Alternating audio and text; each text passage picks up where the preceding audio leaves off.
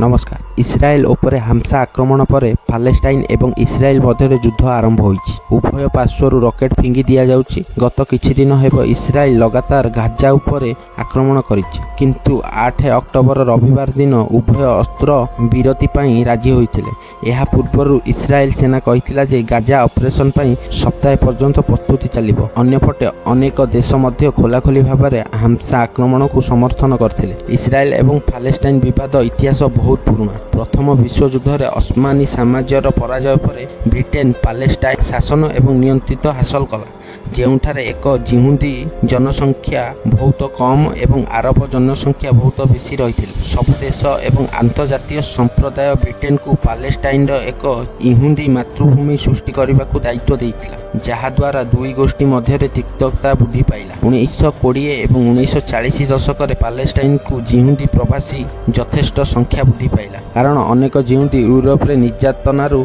देश छाड़ी पळाइथिले। जिहुदी एवं आरब मध्य कलह ब्रिटेन शासन प्रतिरोध मध्य तीव्र है। 1947 मसीह मिलित जातिसंघ पालेस्टाइन को पृथक एवं जिहुदी को एक आरब राज्य में विभक्त करने को भोट देते एवं जेलुजेलम आंतर्जातिक प्रशासन अधीन में रखा जाइथिला।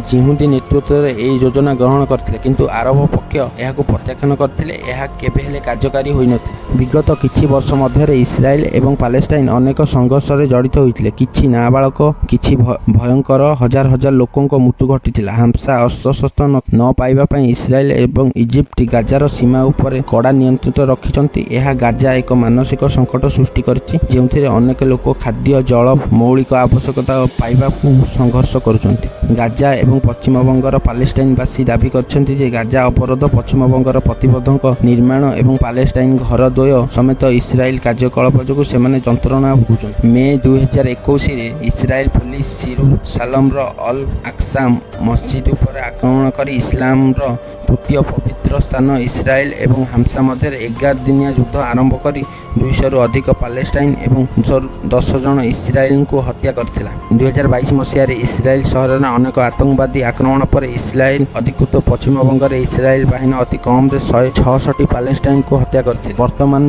युद्ध में शनिवार एक अन्यतन पालेस्टाइन स्वास्थ्य मंत्रालय कहिछि जे विवाद आरंभ हेबा पर 724 शिशु एवं 458 महिला समेत 2215 साधारण नागरिक मृत्यु घटिछि।